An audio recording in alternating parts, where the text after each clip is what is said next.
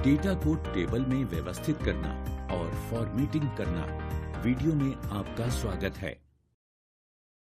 जब डेटा बिखरा हुआ होता है तो उसे पढ़ना और उपयोग करना मुश्किल हो जाता है।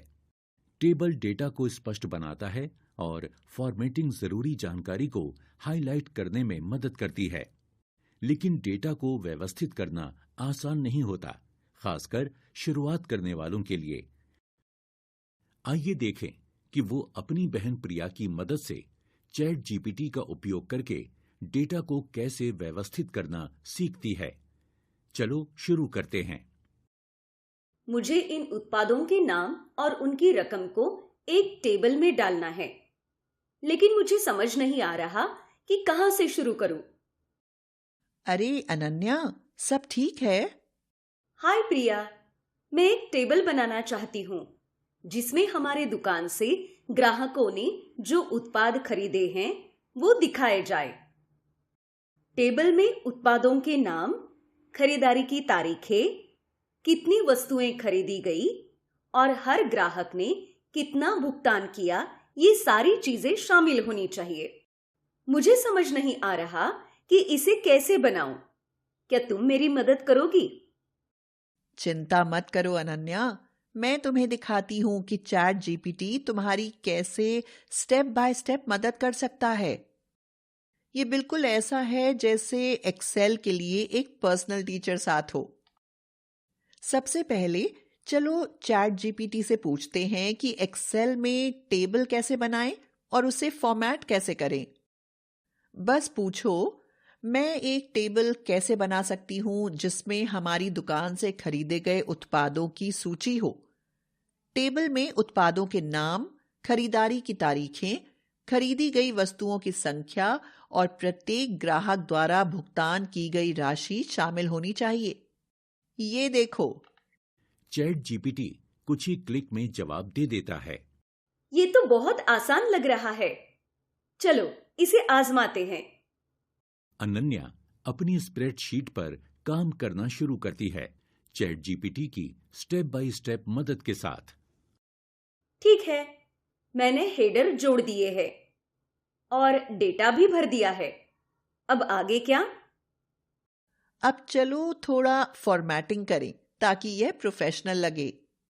याद है चैट जीपीटी ने क्या सुझाया था? हेडर को बोल्ड करो और बॉर्डर लगाओ। अनन्या हेडर वाली पंक्ति सिलेक्ट करती है, बोल्ड बटन पर क्लिक करती है, टेबल पर बॉर्डर लगाती है। अब स्प्रेडशीट का आकार बनने लगता है।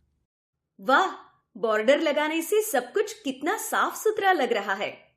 लेकिन रंग का क्या करें? चलो हेडर को हल्के नीले रंग से हाईलाइट करते हैं। अनन्या फिल कलर ऑप्शन का इस्तेमाल करके हेडर पर हल्का नीला रंग लगाती है और अपनी स्प्रेडशीट पूरी कर लेती है। मुझे यकीन नहीं हो रहा कि मैंने ये कर लिया। ये कितना व्यवस्थित लग रहा है। चैट जीपीटी की मदद से ये करना कितना आसान था। शानदार काम अनन्या। एक और मजेदार बात है, चैट जीपीटी तुम्हारे लिए कुछ ही सेकंड में एक एक्सेल फाइल भी बना सकता है। सच में? ये कैसे संभव है? ये बहुत आसान है अनन्या। तुम बस अपना पूरा बिक्री का डेटा कॉपी पेस्ट कर दो और चैट जीपीटी तुम्हारे लिए एक एक्सेल फाइल तैयार कर देगा। ये तो कमाल है। क्या तुम मुझे दिखा सकती हो? बस टाइप करो, निम्न डेटा का उपयोग करके एक एक्सेल फाइल बनाओ।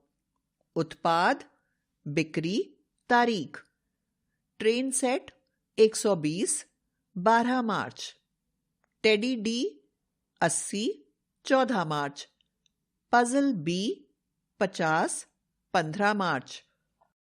चैट जीपीटी कुछ ही सेकंड में जवाब तैयार कर देता है।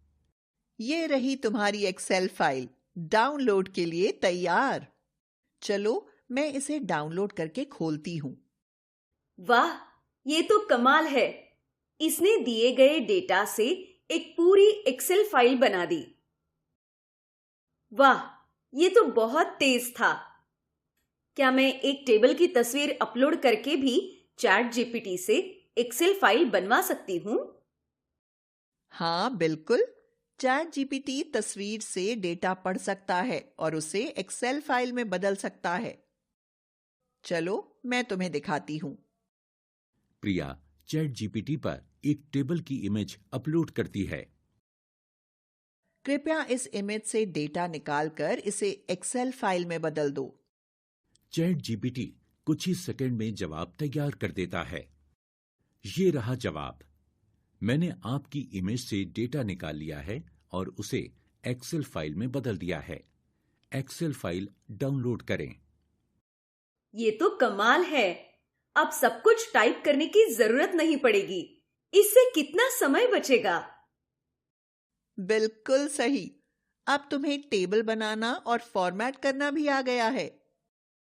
तुम चैट जीपीटी का इस्तेमाल और भी कामों के लिए कर सकती हो, जैसे फॉर्मूला लगाना या चार्ट बनाना।